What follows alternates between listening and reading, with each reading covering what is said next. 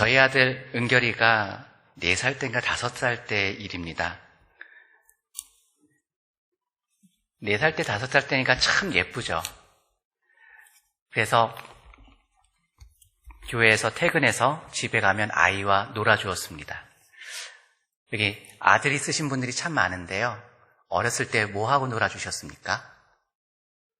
대부분 총싸움을 많이 하셨을 겁니다. 저도 은결이와 총싸움을 했습니다. 빵야빵야 손으로 총 모양을 만들고 그리고 빵야빵야 총을 쏩니다. 그러면 아들이 총을 빵 쏘면 아빠는 어떻게 해야 될까요? 당연히 쓰러져야 합니다. 으악 하고 쓰러졌습니다. 그런데 제 마음속에 장난기가 발동했습니다. 야, 아빠가 일어나지 않으면 저놈이 어떻게 할까? 그리고 은결이가 다가와서 저를 흔드는데도 일어나지 않았습니다. 그러면서 제 마음에 어떤 마음이 들까요? 야, 이놈이 앙 울고 하면서 울며 아빠 하고 날 껴안겠지? 그러면 나는 일어나서 아이를 안아주면서 괜찮아 괜찮아 하고 달래줘야지 하고 모든 것을 준비하고 있었습니다. 그런데 아무리 기다려도 이 아이가 울지를 않는 겁니다. 그러면서 자기 엄마를 보고 이렇게 이야기했습니다. 엄마, 아빠가 죽었나 봐. 다른 아빠 데려다 줘. 그 말을 듣고 너무나도 화가 났습니다. 그래도 가만히 있어 봤습니다. 엄마가 은결이에게 묻습니다. 그럼 내가 어떻게 아빠를 데려다 줘? 그러니까 은결이가 하는 말이 그건 엄마가 해야 할 일이지 라고 이야기를 했습니다. 그때 마음이 얼마나 상하든지 그래도 그것을 뒤로 하고 일어나서 은결이를 안아주며 아니야 아빠 안 죽었어 아빠 괜찮아 하고 은결이를 안아주었습니다. 자그마한 그 소리 아빠 죽었으니까 새아빠 데려다줘 하는 그 말이 얼마나 제 마음을 아프게 했는지 모르겠습니다. 그렇게 이야기했는데도 어린아이가 아무것도 모른 채 엄마에게 그렇게 이야기한 것도 아빠의 마음을 너무나도 아프게 하는데 이스라엘 백성들은 살아계신 하나님, 그에게 모든 것을 다 해주고 인도해 주셨던 그 하나님, 아니 죽은 것도 아닙니다. 살아신 것도 아닙니다.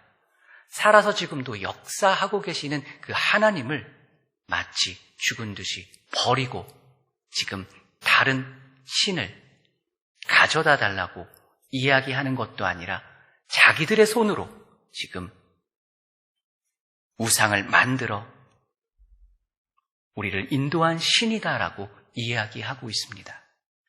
그렇다면 하나님의 마음은 어떨까요? 하나님의 마음은 찢어지듯이 아마 아프셨을 겁니다.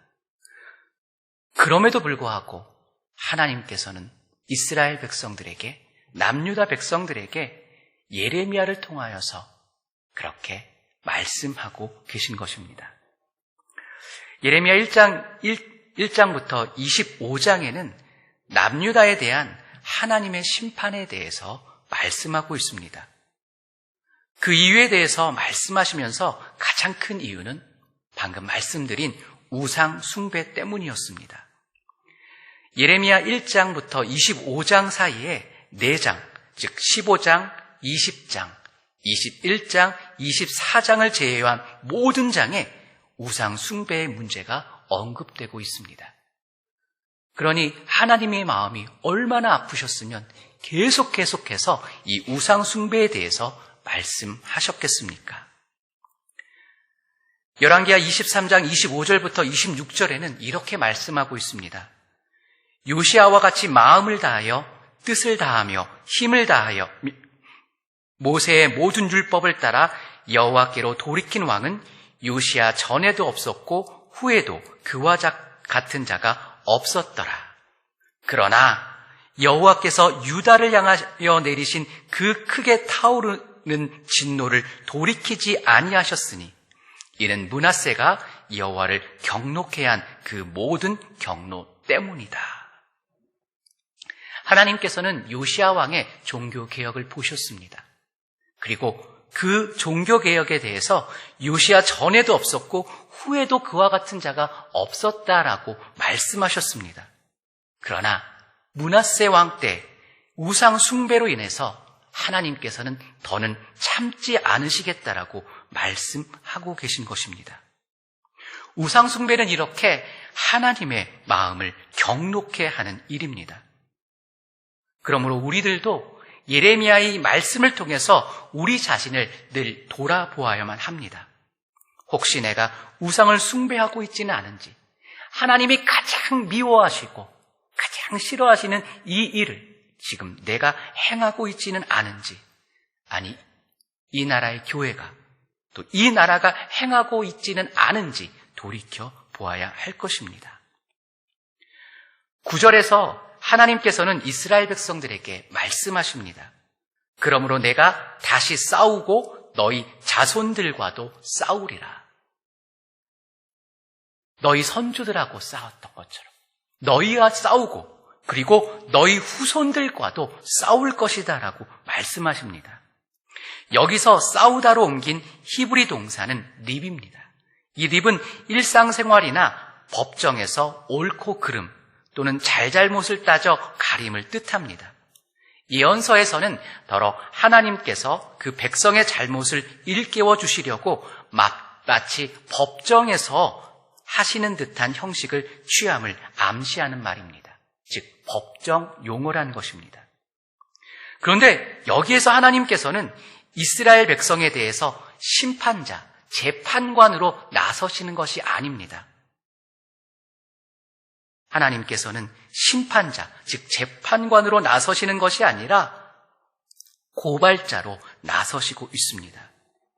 이는 1절에서 3절에서 말씀하고 계시는 신혼 때의 사랑, 즉 부부관계 속에서 이스라엘을 바라보시며 말씀하고 계신 것입니다. 또한 이 법정 다툼의 근거는 신명기에서 말씀하신 언약에 근거한 고발입니다. 10절에서 하나님께서는 너희는 기띔 섬들에 건너가 보며 게달에도 사람을 보내 이 같은 일이 있었는지 자세히 살펴보라 하고 말씀하십니다. 기띔 섬은 오늘날로 말하면 사이프러스 섬 근처의 지중해 지역에 있는 많은 섬들을 가리킵니다. 성경에서는 사도행전 11장에서 이곳을 구브로 섬이라고 그렇게 말하고 있습니다. 기띔 섬들은 이 당시 사람들에게는 생각하는 서쪽의 가장 끝에 있는 장소를 의미합니다. 그리고 또 게달은 동쪽의 사마리아 사막 주민들을 뜻합니다. 즉 기띔 섬이 서쪽을 뜻한다면 이 게달은 동쪽을 뜻합니다. 동에서 서까지, 세상 끝에서 끝까지 지나가 보면서 살펴보라고 말씀하고 계신 것입니다. 11절에서는 어느 나라가 그들의 신들을 신 아닌 것과 바꾼 일이 있느냐라고 말씀하십니다. 이것은 수사 의문문입니다. 바꾼 일이 있느냐라고 물으시는 것은 바꾼 일이 없다, 그 누구도 바꾸지 않았다라고 것을 강조하고 계신 것입니다. 한학자는 여기서 아라비아인들이 나타난 이유에 대해서, 아라비아 하면 우리가 무엇을 생각하죠? 상인을 생각합니다. 그래서 무엇인가를 바꾸는 민족을 생각합니다. 그들을 보면서 이들도 자기들의 신을 다른 신과 바꾸지 않는다라고 이야기하고 있는 것입니다. 21절에 대해서 어떤 학자는 이렇게 사역합니다. 그것들이 신이 아닐지라도 그들이 신을 바꾼 일이 있느냐. 즉 그들이 섬기는 신이 아닌데, 신이 아닐지라도 다른 신과 바꾸는 일이 없다는 것입니다. 세상의 이방 민족들도 자신들이 섬기는 신을 다른 신으로 바꾸지 않는다는 것입니다. 그것들이 신이 아닌데도 말입니다. 그런데 이스라엘 백성들은 그의 영광을 무익한 것과 바꾸었다고 말씀합니다. 여기선 그의 영광이라고 말하지만 이것은 내 영광, 즉 하나님의 영광입니다. 그런데 이 성경을 필사하는 학자들이 내 영광, 하나님의 영광이라고 말하기가 그러니까 내라는 말을 그의라는 말로 바꾸어 그의 영광이라고 이야기한 것입니다. 즉 그의 영광은 하나님을 의미합니다. 그러면 오직 하나밖에 없으신 유일하신 신, 그 하나님을 이스라엘 백성들 무익한 것과 즉 우상과 바꾸었다라고 말씀하고 계신 것입니다. 시편 96편 5절에서는 이렇게 기록하고 있습니다. 만국의 족속들아 영광과 권능을 여호와께 돌릴지어다. 여호와께 돌릴지어다. 여호와의 이름에 합당한 영광을 그에게 돌릴지어다. 이사야서 42장 8절에서는 또한 이렇게 기록하고 있습니다. 나는 여호와니 이는 내 이름이라. 나는 내 영광을 다른 자에게 내 찬송을 우상에게 주지 아니하리라. 하나님께서는 그 하나님의 그 영광을 다른 것과 결코 바꾸지 않는다고 말씀하십니다.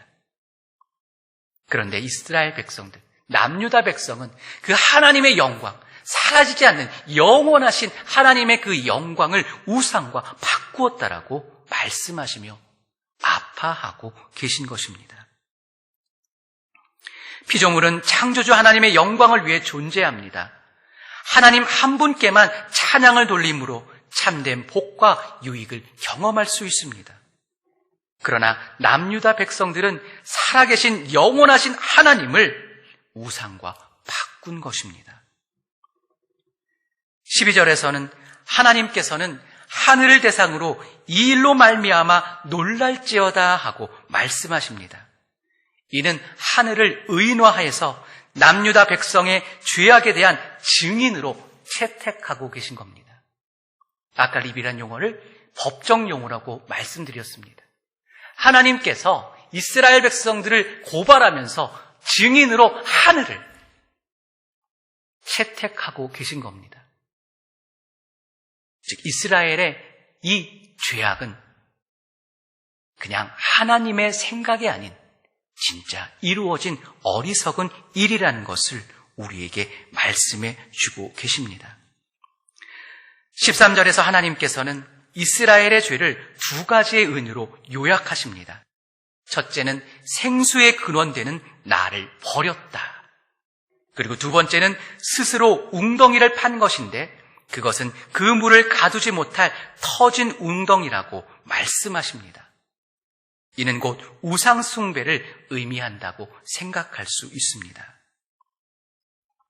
그럼 9절에서 하나님께서는 왜 이스라엘 백성들을 심판자의 입장에서가 아닌 고발자의 입장에 서서 말씀하신 것일까요? 물론 뒤에 심판 선언에 있어 심판자로서 이스라엘 백성들에게 하나님은 또한 말씀하십니다. 그럼에도 불구하고 하나님께서 고발자로 말씀하고 계시는 것은 이스라엘의 신랑, 즉 이스라엘을 아직까지도 사랑하고 계시는 하나님의 마음을 우리는 그곳에서 엿볼 수 있습니다. 하나님의 그 사랑으로 하나님을 떠난 남유다 백성들을 향해서 하나님은 안타까운 마음으로 바라보시며 그들을 향하여 슬퍼하고 계신 것입니다. 13절에도 남유다와 이스라엘 백성들을 내 백성이라고 칭하시고 그들을 향한 애정을 나타내고 계십니다. 13절에서 내 백성이라고 말하시는 이 단어는 히브리어로 암미입니다. 구약 성경에서 이방 민족은 나라라는 의미로 고이라는 단어를 많이 씁니다. 그리고 이스라엘 백성을 뜻하는 말은 암이라는 단어로 많이 사용합니다. 두 낱말을 모두 민족으로 번역하기도 하고 성경에서는 이 두 낱말이 나란히 쓰이면서 거의 같은 뜻으로 쓰이기도 합니다. 하지만 하나님께서는 고이, 암 이렇게 구별하여서 사용하십니다. 그것은 무엇이겠습니까? 하나님이 이스라엘 백성을 성별하시고 너희는 내 백성이다라고 말씀하고 계신 것입니다. 암이란 단어는 혈연관계에 초점을 두고 있다면 고인은 일반적으로 종족이나 통치, 영토, 더 나아가 때로는 언어와 종교의 요소까지 고려한 개념으로 쓰입니다.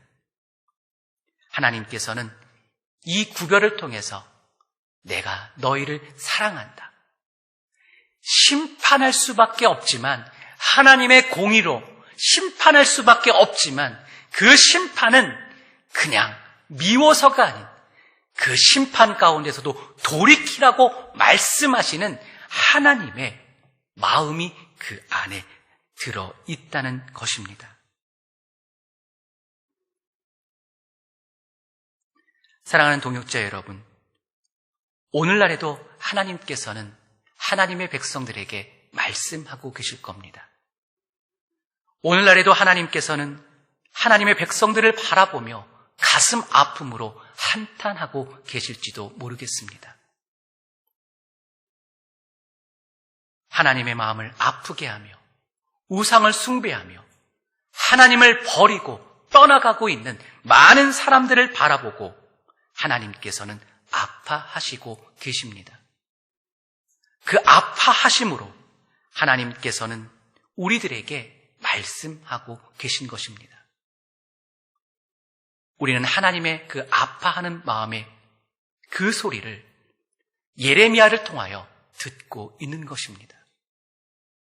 그렇다면 우리의 마음은 어떠해야 할까요? 다른 사람의 이야기이기 때문에 외면해야지 맞는 것일까요? 아닙니다. 하나님의 아파하심으로 너희도 아파하라고 말씀하십니다. 하나님의 아픔을 예레미야에게 말씀하셨고, 예레미야는 민족을 향한 아픔을 가지고 선포하며 나아갔습니다. 그러므로 우리들도 하나님께서는 하나님의 마음을 본받고 하나님의 마음의 아파하심으로 우리의 마음이 아파하고 그 아파함을 통하여 세상을 향하여 소리치며 때로는 기도하며 애통하는 심령을 가지고 나아가야 한다고 우리에게 말씀해 주고 계십니다. 우리는 얼마나 아파하고 있습니까? 우리는 얼마나 슬퍼하고 있습니까? 우리는 예레미야서를 통해서 하나님의 마음을 다시금 우리의 마음속에 두어야 할 것입니다. 오늘 저희가 읽은 말씀 속에서 여호와 하나님과 우상이 대조되는 것을 찾아볼 수 있습니다. 이는 생수의 근원 되신 여호와 하나님과 또한 터진 웅덩이입니다. 이것을 통해서 하나님께서는 이스라엘 백성의 두 가지 죄를 설명하고 계십니다. 남유다 백성들의 첫 번째 죄는 생수의 근원 되는 하나님을 버린 것이라고 말씀하고 있습니다. 여기서 사용된 생수의 근원이라는 표현은 예레미야서 17장 13절에도 또다시 반복됩니다. 또한 이것과 유사한 표현 형태로는 하나님 자신을 멀리 레바논에서 눈에 녹아 흘러내리는 시원한 찬물이라고 비유한 18장 14절의 표현에도 있습니다.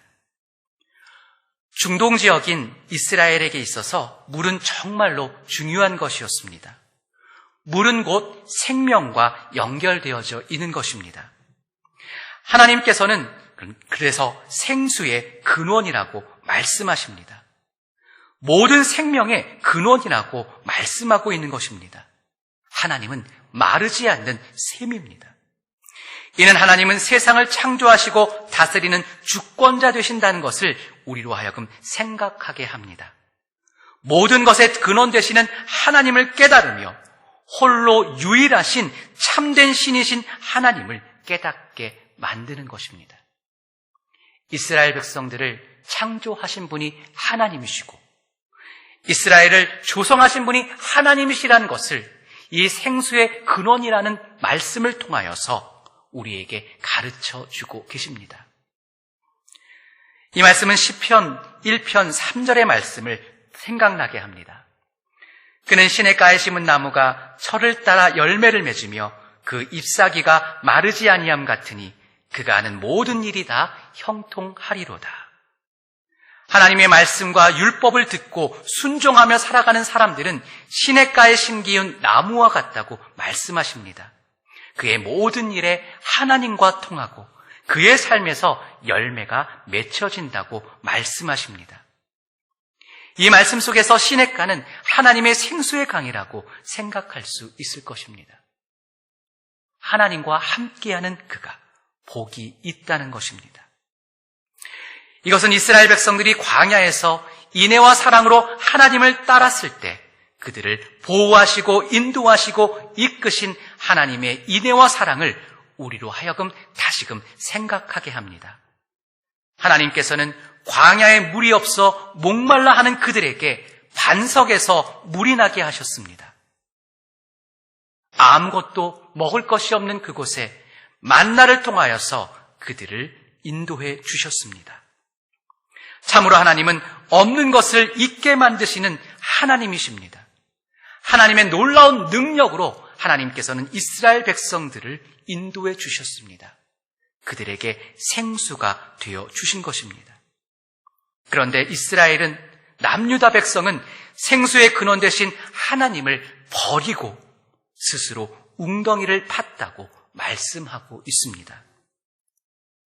이 말씀을 통해 우리는 두 가지의 깨달음을 얻을 수 있는 것 같습니다. 첫 번째는 우상은 인간 스스로가 만들어낸 것이라는 사실입니다. 지난주에 저희는 헤벨이라는 단어를 통해서 우상이 어떤 것인지에 대해서 생각해 보았습니다. 헤벨은 숨결, 수증기라는 의미로 있는 것 같지만 곧바로 사라져버리는 것. 즉, 우상은 헛것이요, 헛된 것이요, 무익한 것이라고 말씀드렸습니다. 우상이 왜 이렇게 헛것, 헛된 것, 그리고 무익한 것일까요?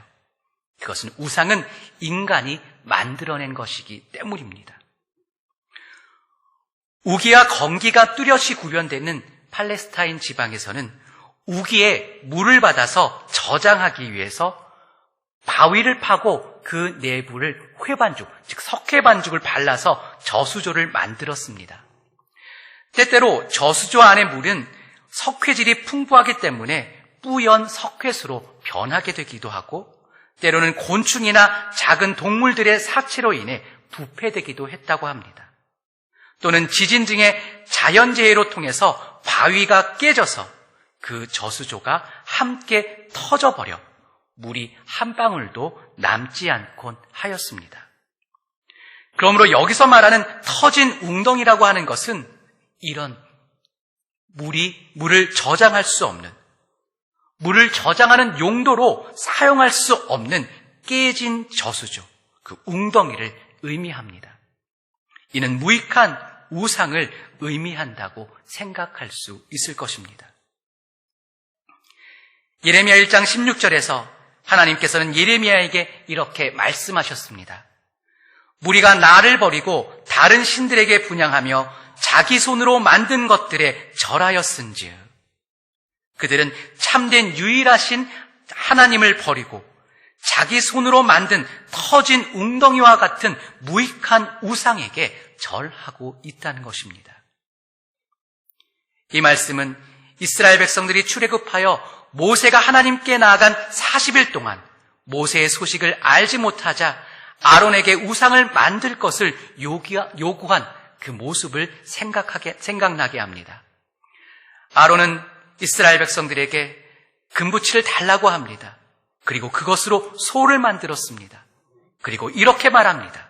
이것이 너희를 출애굽시킨 너희의 신이다. 이스라엘 백성들은 하나님을 알았습니다. 하나님의 인도하심 속에서 출애굽하였고 홍해 바닷길을 두 발로 건넜습니다. 하나님의 놀라운 역사를 보았고 경험했습니다. 그럼에도 불구하고 그들은 금송아지를 만들고 이것이 너희의 신이다라고 말하였습니다. 전능하신 유일하신 하나님을 대신하여 금송아지를 만들고 자신들의 만든 신에게 절하고 있는 것입니다. 로마서 1장 20절부터 24절의 말씀에 보면 하나님께서는 그의 영원하신 능력과 신성이 그가 만드신 만물에 분명히 보여 알려지게 하셨다고 말씀하셨습니다. 그런데 어리석은 인간, 즉 죄성을 가진 인간들은 하나님은 알지만 하나님을 영화롭게도 아니하며 감사하지도 아니하고 오히려 그 생각이 허망하여지며 미련한 마음에 어두워졌다고 말씀합니다. 스스로 지혜 있다 하나 어리석은 자가 되어 썩어지지 아니하는 하나님의 영광을 썩어질 사람과 새와 짐승과 기어다니는 동물 모양의 우상으로 바꾸었다고 말씀하십니다. 또한 25절부터 26절의 말씀에서 하나님의 진리를 거짓 것으로 바꾸어 피조물을 조물주보다 더 경배하고 섬겼다 하고 말씀하십니다. 물론 이 말씀은 이방인들의 어리석음을 나타내고 있지만 죄로 인해 어두워져 있는 그리고 어리석은 모든 인간들의 모습에 대해 말씀하고 계신 것입니다. 이것이 어리석은 인간의 죄성입니다. 하박국 2장 17절에서는 이렇게 말씀하고 있습니다. 새긴 우상은 그 새겨 만든 자에게 무엇이 유익하겠느냐? 부어 만든 우상은 거짓 스승이라 만든 자가 이 말하지 못하는 우상을 의지하니 무엇이 유익하겠느냐? 호세아서 8장 4절에서는 또한 이렇게 말씀합니다. 그들이 또 그 은금으로 자기를 위하여 우상을 만들었나니 결국은 파괴되고 말리라. 남유다 백성들은 날마다 생수를 공급해 주시고 인도해 주시는 하나님을 생각하지 않고 그저 물을 저장해 놓으면 언제든지 그 물을 마실 수 있다는 생각을 했을지도 모르겠습니다. 하지만 생각해 보십시오. 물도 하나님이 공급해 주시는 것입니다. 우상은 비가 내리게 할 수도 없습니다. 또한 물을 저장할 수도 없습니다. 아무짝에도 쓸모 없는 것입니다. 그럼에도 불구하고 어리석은 인간들은 자신들이 만든 우상이 자신들을 보호하고 생명으로 인도해 줄 것이라는 어리석은 마음을 가지고 있는 것입니다. 오늘날 우리들의 모습은 어떠합니까? 생수의 근원 되신 하나님을 버리고 스스로 만든 우상을 섬기고 있지는 않습니까? 우리는 우리의 삶 속에서 생수의 근원 되신 하나님이 아닌 내가 생각하는 다른 것에 마음을 빼앗기고 있지는 않습니까? 한국교회는 세상의 주관자이신 하나님이 아닌 교회의 참된 머리 되신 예수 그리스도가 아닌 다른 것에 마음을 두고 또한 그것을 섬기고 있지는 않습니까? 이 나라와 이 민족은 역사의 주관자 되신 하나님의 공의와 정의를 버리고 자신들의 생각에 빠져 다른 것들을 따르고 있지는 않습니까? 우리는 애통하는 심정으로 우리 자신과 한국교회, 나라와 민족을 바라보아야 합니다. 우리는 스스로 나는 아니야라고 말할지도 모릅니다. 나는 그것에서 빠져 있으라고 말할 수도 있습니다. 그러나 내 삶을 돌이켜보면서 나도 하나님이 아닌 하나님이 주신 은혜와 능력을 나의 것으로 여기며 나의 능력으로 살아가고 있다고 말하고 있지는 않습니까? 나의 능력으로 이 모든 것들을 해결하고 있다라고 우리는 소리치고 있지는 않습니까? 그렇다면 우리의 마음 속에도 내가 만든 우상 속에서 그것이 신이라고 소리쳐 외치고 있지는 않을까요? 그러므로 오늘 말씀을 준비하면서 깨닫게 되는 두 번째는 우리들은 참된 질서가 무엇인지를 깨달아야 한다는 것입니다. 생수의 근원 되신 하나님, 저희는 예레미야 2장 1절부터 3절을 통하여 광야 생활 가운데 있었던 이스라엘 백성들이 인애와 사랑으로 하나님을 따랐다는 것을 보았습니다. 그리고 이스라엘 백성들이 그렇게 할 수 있었던 이유는 이스라엘 백성들의 능력이 아닌 하나님께서 그들을 인애와 사랑으로 바라보시며 이끄셨기 때문이라는 사실도 함께 보았습니다. 이스라엘 백성들은 광야의 생활을 하면서 끊임없이 하나님을 원망했습니다. 그리고 애굽으로 돌아가려고 했습니다. 그럼에도 불구하고 그들이 가나안 땅에 갈 수 있었던 것은 하나님의 인애와 사랑이 끊임없이 그들 가운데 있었기 때문입니다.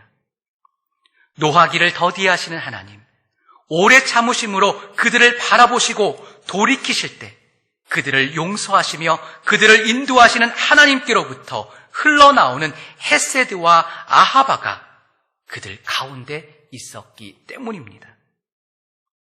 하지만 인간의 죄성은 하나님의 헤세드와 아하바가 아닌 그들이 만든 어리석은 우상을 통해 헤세드와 아하바를 공급받으려고 합니다. 그러나 이 웅덩이는 깨진 웅덩이입니다. 물이 있는 것 같습니다. 한없는 힘과 능력이 있는 것 같습니다. 그러나 조금 지나면 그것에 보이는 것은 깨진 웅덩이밖에 없습니다. 아무런 힘도 능력도 인애와 사랑도 그 모든 것도 없는 자기들이 만들어 놓은 빈 껍데기만 바라보게 될 뿐입니다. 사랑하는 동역자 여러분, 우상은 헛것입니다. 우상은 사람이 만든 허상에 불과합니다. 우리를 위해서 아무것도 할 수 없는 아무런 능력도 없는 것입니다. 우리는 이것을 기억해야 합니다. 그리고 참된 하나님께서 생수의 근원 되심을 다시금 기억해야 합니다. 모든 것을 창조하시고 다스리시는 참된 주권자 되신 하나님을 바라보아야 합니다. 제가 중고등학교 시절과 대학생 시절 때 경배와 찬양이라는 찬양 집회 친구들과 함께 자주 갔었습니다. 그때 찬양 리더로 섬기시던 하스데반 선교사님이 했던 멘트가 많은 이들의 마음을 관통했습니다. 하나님을 믿으면 모든 것을 얻는 것이요, 하나님을 잃으면 모든 것을 잃는 것입니다. 하나님께서 만물의 창조주시요 주인이시기에 또 우리의 참된 구원이 은혜를 베푸시는 분이시기에 하나님을 믿으면 모든 것을 얻게 되는 것이지만 하나님을 잃고 다른 많은 것을 얻는다 해도 하나님을 잃으면 그 모든 것을 잃게 된다는 의미였습니다.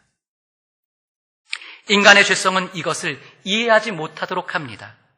오히려 보이지 않으시는 하나님보다는 보여지는 우상, 사람들에 의해서 만들어짐에도 보여지는 것들에 더 치중하며 그것이 자신을 보호하고 자신들에게 만족을 줄 수 있는 것이라고 생각하게 합니다.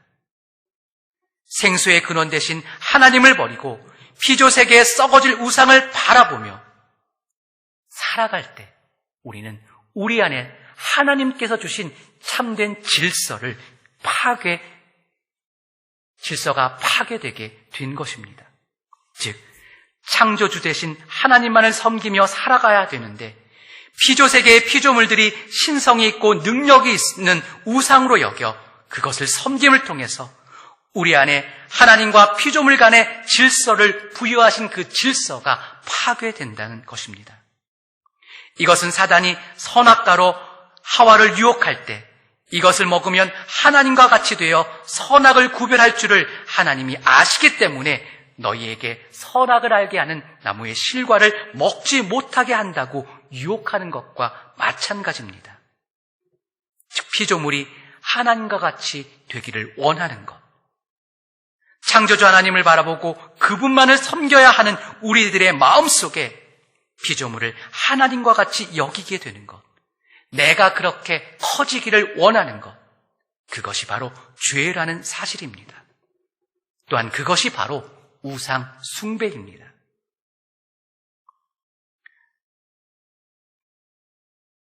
신약성경 요한복음 4장에서 예수님께서는 사마리아 여인을 만나셨습니다.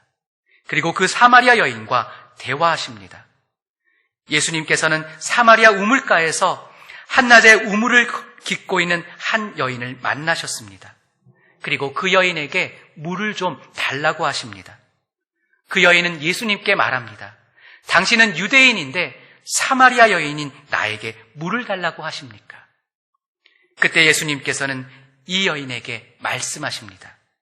만일 내가 하나님의 선물과 또 내게 물을 좀 달라 하는 이가 누구인 줄 알았더라면 내가 그에게 구하였을 것이요 그가 생수를 내게 주었으리라. 그 여인은 예수님께 다시 말합니다. 이 우물을 우리 조상 야곱이 준 것인데 당신이 야곱보다 더 크니이까. 예수님께서는 다시 그 여인에게 말씀하십니다. 이 물을 마시는 자마다 다시 목마르려니와 내가 주는 물을 마시는 자는 영원히 목마르지 아니하리니 내가 주는 물은 그 속에서 영생하도록 솟아나는 샘물이 되리라. 이 여인은 남편이 5이나 있었으나 지금 함께 있는 남편도 자기 남편이 아닌 여인이었습니다. 부끄러움과 연약함, 그리고 마음속에 갈급함이 가득 찬 여인이었습니다. 그런 그 여인을 구원해 주실 수 있는 분은 남편이 아닌 오직 예수님이라고 말씀하십니다. 그러므로 그 여인이 자신이 의지해야 할 분, 참된 구원자이신 예수님을 앞에 나아갈 수 있도록 말씀하고 계신 것입니다. 예수님은 그 여인에게 피조물을 의지하는 것이 아닌 참된 구원자이신 예수님을 믿고 참된 구원의 은혜를 누리라고 말씀하신 것입니다. 즉, 그 여인에게 참된 질서가 무엇인지를 가르쳐 주시며 우리가 참되게 경배하고 우리가 바라보아야 할 분이 누구신지를 가르쳐 주신 것입니다. 사랑하는 동역자 여러분, 우리들은 스스로 판 터진 웅덩이를 버리고 생수의 근원이신 하나님을 찾고 바라보아야 합니다. 우리 안에 참된 질서를 회복해야 합니다. 세상을 바라보며 피조물을 바라보며 세상의 많은 일들을 바라보며 우리의 마음은 연약해지기도 합니다. 때로는 탄식과 아픔이 일어나기도 합니다. 그때 우리는 무엇을 바라보아야 할까요? 세상만 바라보며 한탄하고 있는 것이 아니라 그 모든 것들을 하나님 앞에 올려드려야 합니다. 그리고 우리는 하나님을 바라보아야 합니다. 하나님을 바라보며 하나님께서 우리에게 말씀하고 계시는 그 말씀을 들어야 합니다. 뿐만 아니라 하나님의 마음을 깨달아야 합니다.